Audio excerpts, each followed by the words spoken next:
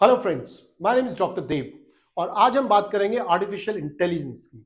Artificial intelligence एक ऐसा नया कॉन्सेप्ट है जो शायद 10 साल पहले, आपको क्या लगता है ये 10 साल पहले आया है? बिल्कुल भी नहीं। 1952 में एलन ने बात की थी कंप्यूटर्स और उसके इंटेलिजेंस की, और उसके 2 साल बाद सैमुअल ने एक ऐसा गेम बनाया था चेकर्स का जिसमें इंटेलिजेंस को उसने इंट्रोड्यूस करा था। बट 1955 में जॉन मैकार्थी ने आर्टिफिशियल इंटेलिजेंस को कॉइन किया था, और यही समय है जब से हमने पाइथन को भी सुनना शुरू किया था। बट आज हम आर्टिफिशियल इंटेलिजेंस की दुनिया में जी रहे हैं। आज हम ड्रोन्स की बात करें, आज हम मूवीज की बात करें, आज हम जार्विस की बात करें, आज हम अमेजन की बात करें, एलेक्सा की बात करें, म्यूचुअल फंड्स की बात करें, बिजनेस की बात करें, घूमने जाना है, वेकेशंस की बात करें, मॉडलिंग की बात करें, कुछ भी बात करो, मोबाइल से लेके लैपटॉप से लेके cars, in everywhere in everything artificial intelligence is there. मेरा ये बहुत ज्यादा मानना है कि जो आगे की दुनिया है ना, वो दो लोग रूल करने वाले हैं। पहला, जिसे बोलना आता है, कोई भी ऐसा करियर जिसके अंदर आपका बोलने की हुनर आपको निकल के आनी चाहिए, और सेकंड, जिनको कोडिंग आती है। अब ये पर्टिकुलर कोर्स उनके लिए है जो आर्टिफिशियल इंटेलिजेंस को समझना चाहते हैं, और अगर उनको लगता है कि वो कोडर बन सकते हैं, चाहे वो बहुत ही बड़े लेवल की कोडिंग करे जिसके अंदर पाइथन और in depth of Python Java वगैरह सब कुछ लेके आए, या वो थोड़ी बहुत कोडिंग करना सीख जाए जिसके अंदर की वो एप्स के थ्रू थोड़ा बहुत आर्टिफिशियल इंटेलिजेंस के कॉन्सेप्ट्स को यूज करके अपने करियर को आगे ले जा सके। बट जरूरी ये है कि आप आर्टिफिशियल इंटेलिजेंस को जरूर समझें। सो ये एक बेसिक कोर्स है जिस कोर्स को पूरी तरीके से 7 मॉड्यूल में, बहुत छोटे छोटे मॉड्यूल्स में हमने कवर करा हुआ है। ये कोर्स स्कूल से लेके कॉलेज से लेके कोई भी इस कोर्स को समझ सकता है। नीता मैडम है जो इस कोर्स को पूरा कराएंगी आपके लिए, और उन्होंने बहुत बेहतरीन मॉड्यूल्स डिजाइन करे हैं। So I would like all of you to give full attention to this course. ये कोर्स आपकी जिंदगी बदल सकता है। बिलीव मी, आगे आने वाली जो दुनिया है ना, वो सिर्फ आर्टिफिशियल इंटेलिजेंस की है। जितनी जल्दी आप इसको समझोगे, जितनी जल्दी आप इसकी पकड़ को मजबूत करोगे, उतना ही करियर आपके लिए अच्छा होगा। So friends, I welcome Neeta madam to cover this entire course. Thank you. Hello everyone, my name is Neeta Kumari और आज हम डिस्कस करते हैं क्लास 10th की 7 यूनिट जो है उस पूरे यूनिट को स्टेप बाय स्टेप वीडियो में हमने बनाया हुआ है। तो आज स्टार्ट करते हैं यूनिट 1 से, जिसका नाम है इंट्रोडक्शन ऑफ एआई। इस यूनिट में हम क्या चीज कवर करने वाले हैं पहले ये देख लेते हैं। इंट्रोडक्शन पार्ट से स्टार्ट करेंगे, फिर एप्लीकेशन के बारे में जानेंगे कि एआई कहाँ कहाँ यूज होता है। बहुत लोग कंफ्यूज होते हैं कि जो भी हम मशीन यूज कर रहे हैं क्या वो एआई है। नहीं, इसी के बारे में हम इस वाले टॉपिक में डिस्कस करेंगे और डोमेन ऑफ एआई के बारे में जानेंगे और एआई एथिक्स क्या है। तो चलिए चलते हैं अपनी फर्स्ट स्लाइड पे। What is introduction. Artificial intelligence को अगर समझना है तो हम पहले बात करते हैं इंटेलिजेंस की। और इंटेलिजेंस, अगर ह्यूमन नेचर की बात करते हैं तो ह्यूमन का नेचर क्या होता है? किसी भी चीज को समझना, किसी चीज को ग्रैप्स करना, नॉलेज को लेना, और अगर किसी सिचुएशन में हम फंस जा रहे हैं तो उसमें डिसीजन कैसे लेना, यही हमारा काम क्या कहलाता है? इंटेलिजेंस कहलाता है। जैसे फॉर एग्जाम्पल, अगर हमें कहीं जाना है तो हम क्या करेंगे? लॉन्गेस्ट वे लेने से बेटर है कि हम शॉर्टेस्ट वे देखते हैं, गूगल मैप का यूज कर लेते हैं, और उसके अकॉर्डिंग आपको ये भी पता लग जाता है कि आप कितने मिनट में उस वहां पे पहुंचोगे। तो ये छोटी छोटी लाइफ में हमें थोड़ी थोड़ी समस्या आती रहती हैं, जिसमें ह्यूमन क्या करता है, अपनी बौद्धिक क्षमता के अनुसार सोचता है, समझता है और उसके बाद डिसीजन को लेता है। अब यही इंटेलिजेंस अगर कृत्रिम तौर पे की जाए, मतलब आर्टिफिशियल वे में किया जाए, हम चाह रहे हैं कि हमारी जो सोचने समझने की क्षमता है वो एक मशीन करे, तो ये काम क्या कहलाता है? Artificial intelligence. वैसे तो ह्यूमन नेचर की अगर बात करें तो वो बहुत लेजी है। ह्यूमन चाहता है कि मेरा सारा काम कोई ना कोई दूसरा पर्सन कर दे, या बहुत इजी वे में, क्विक वे में कोई और करके हमें दे दे। तो यही, मैं अगर बात करूं तो लेजीनेस की, तो लेजीनेस ने ही आर्टिफिशियल इंटेलिजेंस का आविष्कार किया है, क्योंकि यही सेम चीज जो ह्यूमन से वो सोच रहा है, समझ रहा है, डिसीजन मेकिंग ले रहा है, वही क्षमता अगर कंप्यूटर या ऐसी गैजेट में डाल दी जाए जो ह्यूमन नेचर की तरह मिमिक करे, वही काम क्या कहलाता है? Artificial intelligence. चलते हैं नेक्स्ट स्लाइड पे।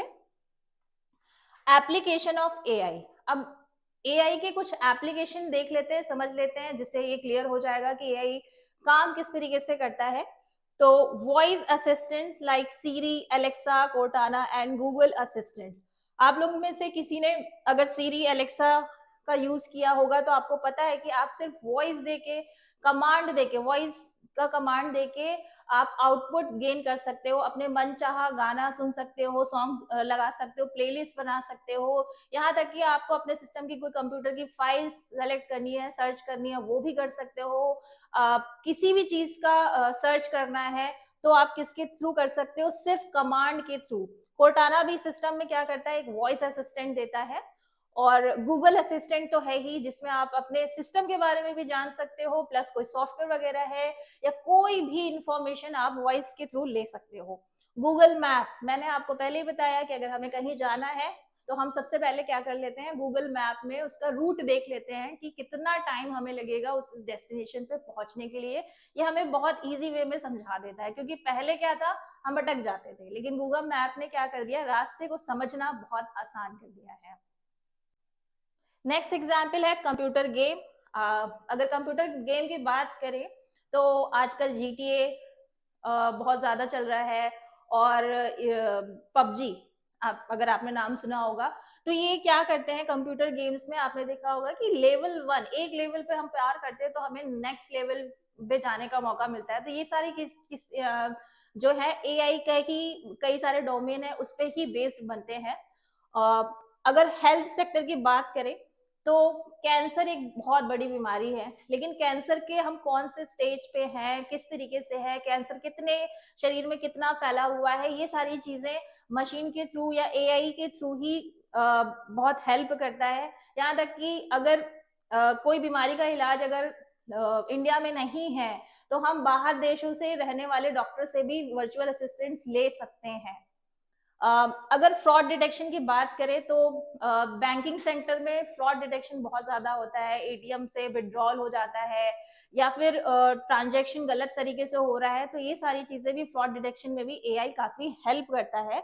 ऑटोनमस व्हीकल की बात करें तो इसका एग्जाम्पल दिमाग में आता है टेस्ला कार। एक सेल्फ ड्राइविंग कार है, इसमें ड्राइवर की जरूरत नहीं होती, ये ऑब्जेक्ट को डिटेक्ट करके ही अपनी स्पीड को मेंटेन करता है। रोबोटिक्स एंड ऑटोमेशन में एआई ने धूम मचा रखी है, मतलब रोबोट और ऑटोमेशन के लिए मेजरली एआई ही यूज किया जाता है। अब नेक्स्ट स्लाइड में जानते हैं कि क्या चीज, कौन सी मशीन एआई पे बेस्ड है भी या नहीं है। बहुत ज्यादा कंफ्यूजन रहती है इस चीज में, और इसका ये क्वेश्चन भी बोर्ड में काफी टाइम पूछा गया है, तो मैंने इसको एक शॉर्ट में बनाया हुआ है जिससे हम समझते हैं कि क्या चीज, किस चीज को हम एआई बेस्ड कह सकते हैं और किसको नहीं कह सकते हैं। क्योंकि मैंने स्टार्टिंग में ही बताया था कि ह्यूमन के सोचने समझने की टेंडेंसी अगर किसी सिस्टम में, किसी कंप्यूटर में आ जाए तो वही क्या कहलाती है, एक तरीके से एआई कहलाती है। तो क्या ये सारी मशीनरी या सारा सिस्टम एआई बेस्ड है? देख लेते हैं। कुछ फीचर्स हैं जिसके थ्रू हम समझ सकते हैं कि क्या वो एआई बेस्ड है और क्या एआई बेस्ड नहीं है। सबसे पहला फीचर है data, learn from data. AI में सबसे मोस्ट इंपॉर्टेंट फीचर होता है डेटा। विदाउट डेटा आप कुछ नहीं कर सकते हो, ठीक है, ये मैं यहाँ पे मेंशन है डेटा का। तो डेटा क्या है, सारी चीजें किससे गैदर कर रही है एआई में, डेटा के थ्रू। तो यस, अगर आप डेटा से कुछ सीख के अपने आप डिसीजन को इम्प्रूव कर रहे हो तो ये एआई काम करता है। तो इसमें मैंने यहाँ पे आप देखो यस लगाया, क्योंकि ये किससे सीखता है, डेटा से सीखता है। लेकिन अगर जो चीज एआई बेस्ड नहीं है वो डेटा से नहीं सीखता है, उसके अंदर कुछ प्रोग्राम फिट किए करे हुए हैं, वो बने बनाए प्रोग्राम है जो उस पर काम कर रहा है, वो कुछ नहीं सीख रहा है डेटा से। Improve over time, yes, time के साथ जो डिसीजन मेकिंग है वो काफी स्ट्रांग होती रहती है, वो अपनी परफॉर्मेंस को इंक्रीज करता रहता है एआई में। लेकिन इसमें कुछ नहीं है, ये नहीं इंक्रीज करेगा, क्योंकि मैंने आपको बताया इसमें ऑलरेडी फीचर अपलोडेड है, उसके बेसिस पे ही काम करता है। Decision making, yes, decision making मतलब कोई इंटरफे रेफरेंस या फिर एक नतीजे तक पहुंचता है एआई, और लेकिन इसमें फिक्स्ड रूल होते हैं। और अगर ह्यूमन इंटरेक्शन की बात करें तो ये क्या करता है, अपने स्वायत्त मतलब अपने तरीके से काम करता है, लेकिन नॉट एआई में मैनुअल प्रोग्रामिंग की जरूरत होती है। अब इसका एक एग्जाम्पल देख लेते हैं, वॉशिंग मशीन। क्या आपको लगता है वॉशिंग मशीन एआई पे बेस्ड है?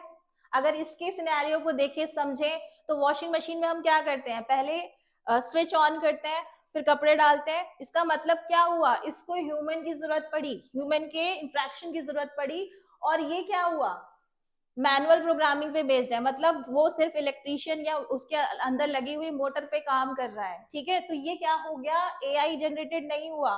फैन, ठीक है, प्रोजेक्टर, मोबाइल, ये सब क्या हो गया, ये ऑटोमेटिक जो इसके अंदर प्रोग्रामिंग जनरेट हुई है उसके ऊपर काम कर रहा है, तो वो एआई के अंदर नहीं आता है। लेकिन यही अगर मैंने गूगल असिस्टेंट की बात करी, सीरी की बात करी, और आपने एक चीज भी देखा होगा, जब आप कोई ऑनलाइन शॉपिंग करते हो तो आपको मान लीजिए लैपटॉप खरीदना है और आप एक रेंज दे देते हो, लेकिन ठीक है आपने उसको विश लिस्ट में भी नहीं डाला, आपने सर्च करके रख दिया।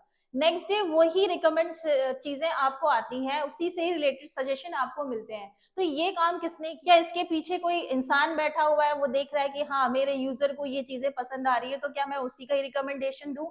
नहीं, ये काम कौन कर रहा है, एआई कर रहा है। क्योंकि यहाँ पे क्या है, वो ओवर द टाइम अपने परफॉर्मेंस को इंक्रीज कर रहा है, यूजर के प्रेफरेंस को समझ रहा है, और एक रिकमेंडेशन सिस्टम को क्रिएट कर रहा है। तो आई होप ये आपको समझ में आ गया होगा कि व्हाट इज एआई और व्हाट इज नॉट एआई। अब हम नेक्स्ट टॉपिक पे मूव करते हैं। नेक्स्ट टॉपिक है हमारा एआई टेक्सोनमी। टेक्सोनमी क्या होता है, जब किसी भी चीज को हम साइंटिफिक तरीके से डिवाइड करते हैं तो वो एआई टेक्सोनमी में आ जाता है, मतलब टेक्सोनमी में आ जाता है। अब यही पार्ट अगर एआई की बात करें तो इसको समझना बहुत जरूरी है, क्योंकि आगे आने वाले यूनिट में भी ये चीजें टॉपिक आया हुआ है और इससे क्वेश्चन भी पूछे गए हैं, जैसे एमसीक्यूज में भी पूछे गए हैं। आप ये देखो, सबसे पहला पॉइंट, सबसे पहला सर्किल क्या है, एआई का है, आर्टिफिशियल इंटेलिजेंस का है। फिर उसके अंदर एक सर्कल बना हुआ है, वो है मशीन लर्निंग का। फिर उसके अंदर बना हुआ है वो है डीप लर्निंग का। और ये एक सर्कल आपको बाहर की तरफ दिख रहा है। तो इस सर्कल को पहले समझ लेते हैं, इसको समझ लेंगे तो आपको पूरा एआई की दुनिया समझ में आ जाएगी। आप ये देखो, एआई में कुछ पार्ट यहाँ पे इंक्लूड नहीं हो रहा है मशीन लर्निंग में। इसका मतलब क्या हुआ, एआई के अंदर मशीन लर्निंग आ रहा है, तो मशीन लर्निंग किसका सबसेट हुआ, आर्टिफिशियल इंटेलिजेंस का, मतलब इसके अंदर आ रहा है। और डीप लर्निंग किसका सबसेट हुआ, मशीन लर्निंग का, क्योंकि डीप लर्निंग किसके अंदर आ रहा है, मशीन लर्निंग के अंदर आ रहा है। इसके अलावा भी आप देख रहे हो कि डीप लर्निंग का तो पूरा पार्ट मशीन लर्निंग में आ रहा है। इसका मतलब मशीन लर्निंग की जितनी भी एल्गोरिथम या जितने भी कैलकुलेशन यूज होगा वो टोटल किस पे यूज कर सकते हैं, हम डीप लर्निंग में भी कर सकते हैं। लेकिन एआई का कुछ पार्ट आप देखो इंक्लूड नहीं हो रहा है। इसका मतलब क्या हुआ, एआई इतना ज्यादा वास्ट है, जो मशीन लर्निंग, डीप लर्निंग और डेटा साइंस के कॉम्बिनेशन के बाद भी इसमें कुछ चीजें ऐसी हैं जो आपको पढ़ना पड़ेगा, समझना पड़ेगा। इसका मतलब आर्टिफिशियल इंटेलिजेंस का जो ऑरा है वो काफी बड़ा है। अब बात कर लेते हैं डेटा साइंस की। डेटा साइंस में आप देखो एआई भी इंक्लूडेड होता है, मशीन लर्निंग भी इंक्लूडेड होता है, डीप लर्निंग भी इंक्लूडेड होता है, और साथ में आपको जो और चीजें जरूरत होती हैं वो होती है मैथ्स की, स्टैटिक्स की, और डेटा इंजीनियरिंग की भी रिक्वायरमेंट होती है। अब इसको और अच्छे से समझ लेते हैं कि आर्टिफिशियल इंटेलिजेंस क्या है, कि ह्यूमन बिहेवियर को डायरेक्टली मिमिक कर सके, मतलब ह्यूमन जैसा नेचर कर रहा है वैसे ही मशीन मिमिक करे। अब मशीन लर्निंग के बारे में देखते हैं। मशीन लर्निंग क्या है, सबसेट ऑफ एआई। मैंने आपको बताया था कि एआई के अंदर आ रहा है, तो वो सबसेट कहलाता है। Build a model and training data to make prediction. Data को समझता है, फिर उसको प्रिडिक्शन लेने में काफी हेल्प करता है। मतलब कोई भी डिसीजन लेना हो, जैसे ओवर द पीरियड, अगर मैं सेल्स की बात करूं कि मतलब अगर ये ट्रेंड चल रहा है तो ओवर द पीरियड किस तरीके की मार्केट रहने वाली है, स्टॉक प्राइस में भी ये काफी हेल्प करता है। वेदर रिपोर्ट, वेदर कैसा होने वाला है आगे आने वाले टाइम पे, तो ये कुछ चीजें क्या होती हैं जो मशीन लर्निंग के डेटा पे बेस्ड होती है। अगर डीप लर्निंग की बात करें तो ये सबसेट है एमएल का, क्योंकि ये एमएल के अंदर ही आ रहा है। अब इसका नाम ही है डीप लर्निंग, मतलब मशीन लर्निंग की जितनी एल्गोरिथम है उसको हम डीपली समझते हैं। ओके, जैसे डीपली समझने के लिए एमएल मतलब मशीन लर्निंग की जितनी एल्गोरिथम है वो यूज होंगी, लेकिन इसमें कुछ कॉम्प्लेक्स प्रॉब्लम यूज होंगी, जैसे वीडियो पे काम होगा, इमेजेस पे काम होगा। लेकिन मशीन लर्निंग में मोस्टली आप देखोगे टेक्स्ट फॉर्मेट हो जाता है, नंबर फॉर्मेट हो जाता है, डेट फॉर्मेट में काम होता है। लेकिन डीप लर्निंग में उसको काफी डीपली पढ़ा जाता है, जैसे गूगल लेंस हो गया, या फिर आपने देखा होगा कि कोई क्वेश्चन है, कोई प्रॉब्लम है, आप फोटो क्लिक करते हो, वो डायरेक्टली उसके आपको ब्राउजर पे ले जाता है, उसी क्वेश्चन के और उसी के अकॉर्डिंग आंसर दिखाता है। तो ये क्या कर रहा है, वो इमेज को डीपली पढ़ रहा है, तभी तो वो आंसर लेके जा रहा है। तो ये सब काम किसमें होता है, डीप लर्निंग में। और डेटा साइंस की अगर बात करें तो साइंस का मतलब क्या हुआ, खोज, इन्वेंशन, मतलब अभी भी इसमें इतने सारे पार्ट क्या है, इन्वेंट हो रहे हैं। और ये AI, machine learning, deep learning का कॉम्बिनेशन है। लेकिन इसको पढ़ने के लिए साथ साथ आपको क्या होनी चाहिए, एक और नॉलेज होनी चाहिए, वो है स्टैटिक्स की भी बहुत अच्छी नॉलेज होनी चाहिए, मैथ्स की भी, और प्रोग्रामिंग स्किल की, क्योंकि इसमें डिप्लॉयमेंट भी आ जाता है। मतलब जो भी आपने मॉडल बनाया है वो दिख कैसे रहा है, वो परफॉर्म कैसे कर रहा है, तो वो सब किस में आ जाएगा, प्रोग्रामिंग स्किल की भी नीड होगी। आई होप ये आपको अच्छे से समझ में आ गया होगा कि कौन सा पार्ट किसके अंदर आ रहा है। अब हम नेक्स्ट मूव करते हैं। नेक्स्ट स्लाइड हमारी है डोमेन ऑफ एआई। इससे भी बहुत क्वेश्चन बनते हैं कि डोमेन क्या क्या है एआई में। 3 डोमेन है, एक डेटा साइंस है, एक कंप्यूटर विजन है, और एनएलपी, नेचुरल लैंग्वेज प्रोसेसिंग। इसके अलग अलग यूनिट भी है जो हम आगे कवर करने वाले हैं। तो इसको थोड़ा सा समझ लेते हैं कि डोमेन डेटा साइंस का क्या काम है। यहाँ टेक्स्ट, ऑडियो, वीडियो या फिर बहुत बड़े डेटा पे अगर काम हो रहा है तो वो डेटा साइंस में आता है। इसलिए क्या करता है, डिसीजन लेने में काफी हेल्प करता है, क्योंकि ये डेटा क्या करता है, ओवर द पीरियड डेटा को क्या करता है, ट्रेनिंग करता है, टेस्टिंग करता है, और उसके बेसिस पे डेटा पे डिसीजन लेने पे हेल्प करता है। और ये प्रिडिक्शन मतलब फॉरकास्टिंग, भविष्य में क्या होने वाला है उसके परिणाम को बताता है। अगर कंप्यूटर विजन की बात करें तो इसमें वर्ड है विजन, मतलब ह्यूमन बीइंग जैसे देखता है वैसा ही कंप्यूटर देखने लगे, देख के वैसा ही सोचने लगे। अब विजन की अगर बात हो रही है तो वहां पे डेटा किसके फॉर्मेट में होगा, इमेज के या फिर वीडियो एनालिसिस के बेसिस पे होगा। इसका एग्जांपल देख लेते हैं, जैसे हो गया गूगल लेंस, ये भी क्या करता है, इमेज को एनलार्ज करता है।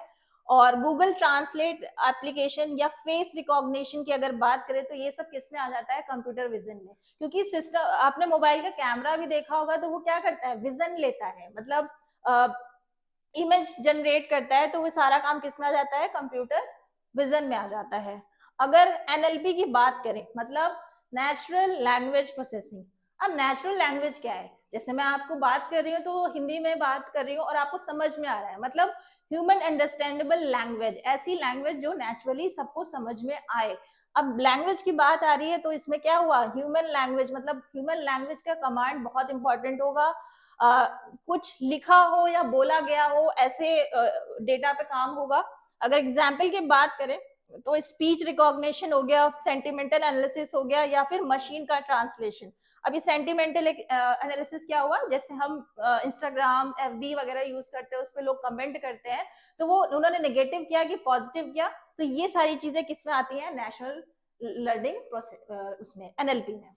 एआई एथिक्स में ऐसी कौन सी चीज है जो जिसको ध्यान में रखे हुए चीजें बनाई गई हैं, तो फर्स्ट पॉइंट है जस्टिस, सेकंड है इम्पैक्ट, एंड थर्ड पॉइंट आपको दिख रहा है ऑटोनॉमी।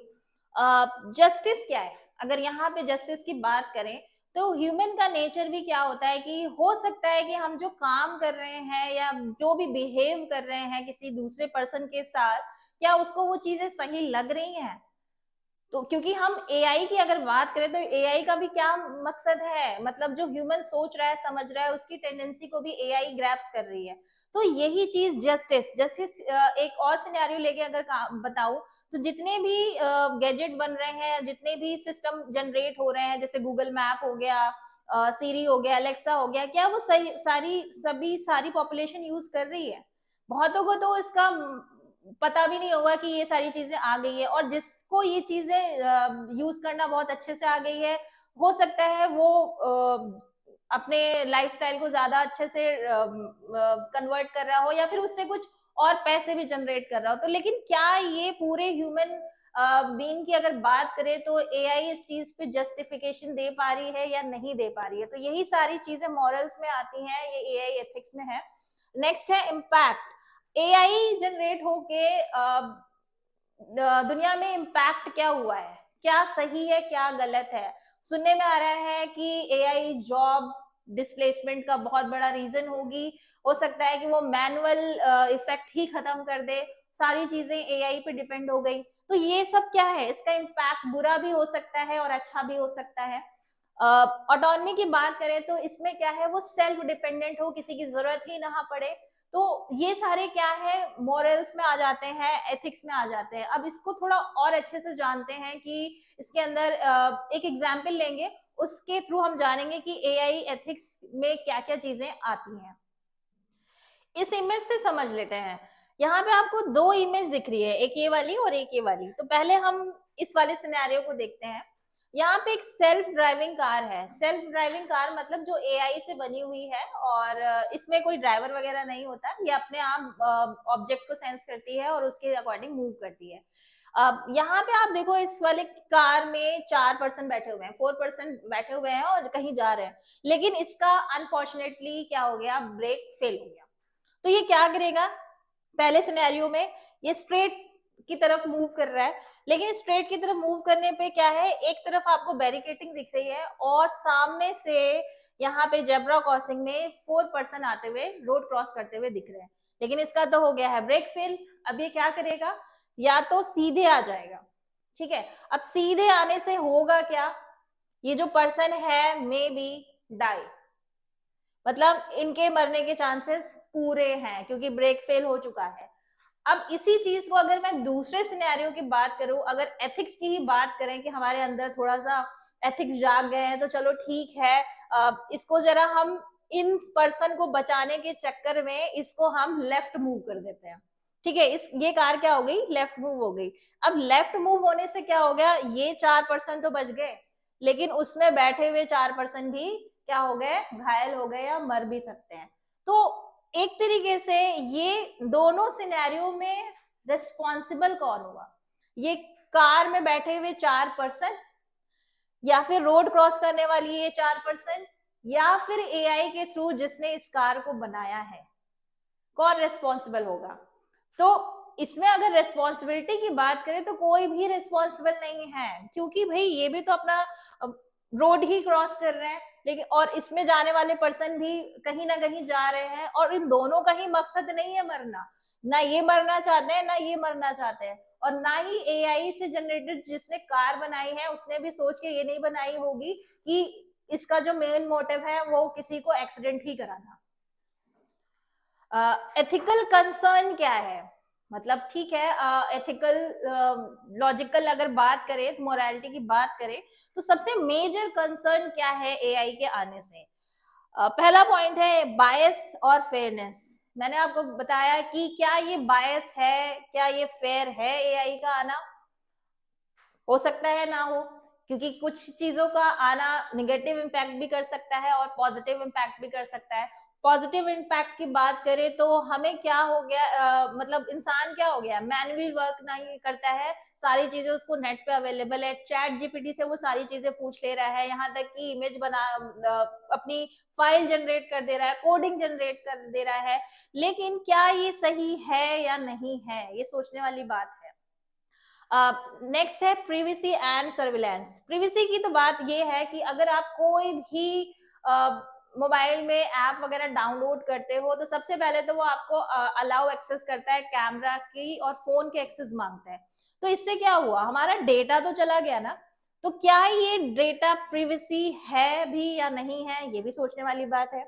ह्यूमैनिटी, ह्यूमैनिटी तो एकदम खत्म हो रही है, क्योंकि इंसान क्या है कि अपने घर से ही बाहर नहीं निकलना चाह रहा है। उसको इतनी फैसिलिटी मिल गई है कि अगर उसको सब्जी भी लेना है तो वो भाई बहुत सारे ऐप आ गए हैं, जेप्टो आ गया है, ब्लिंकिट आ गया है, इससे क्या हो गया 10 मिनट में ग्रोसरी आ रही है। तो इंसान का इंसान से मिलना ही खत्म हो गया है, वो कट के रह गया है। तो इसका एक तरीके से ह्यूमैनिटी खत्म सी ही हो गई है।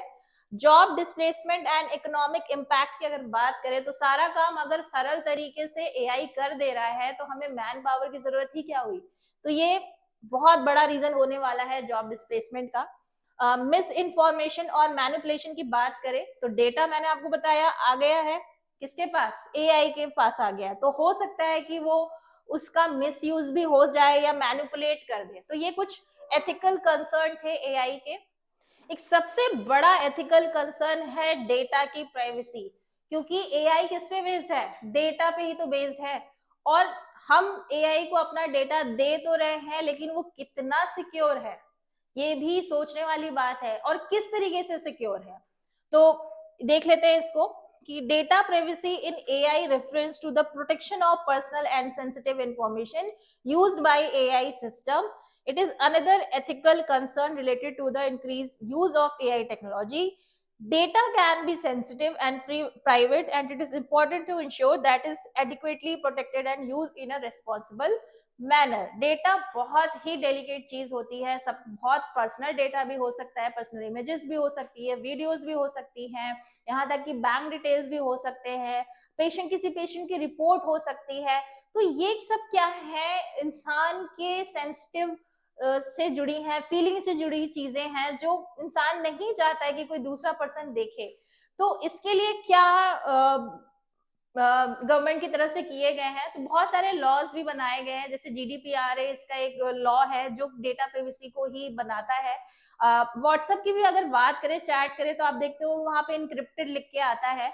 तो बहुत सारी चीजें आ तो गई हैं कि डेटा को प्राइवेसी प्राइवेट किया तो गया है, बट फिर भी अगर डेटा कहीं और चला गया तो माइंड में तो ये रहता है कि वो सही में सिक्योर है भी या नहीं है। अगर एक एग्जाम्पल की भी बात करें तो जैसे हम स्पॉटिफाई तो सभी ने सुना होगा कि उसमें हम अपने मन चाहे गाने सुन सकते हैं, एक म्यूजिक ऐप है।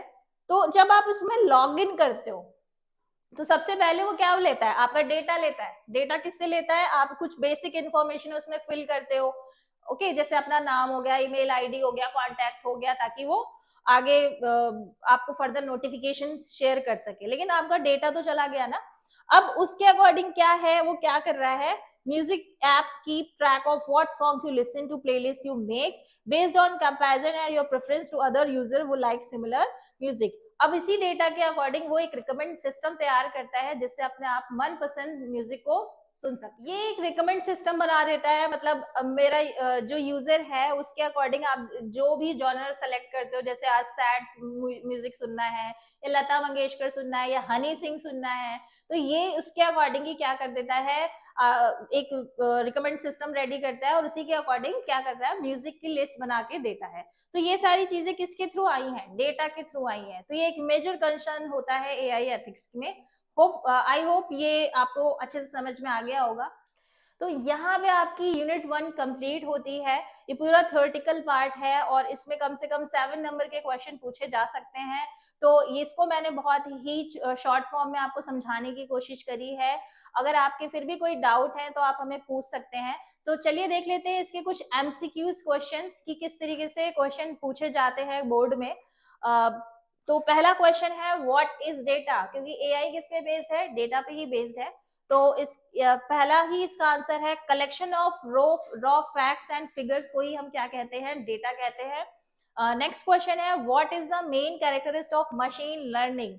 मशीन लर्निंग क्या है, एआई का सबसेट होता है जो क्या करता है, learning from data and improving over time. मतलब इसको विदाउट ह्यूमन इंटरवेंशन की जरूरत नहीं है, ह्यूमन की जरूरत ही नहीं है, वो ओवर द टाइम डेटा से ही लर्न करता है और अपने आप को परफेक्ट करता रहता है।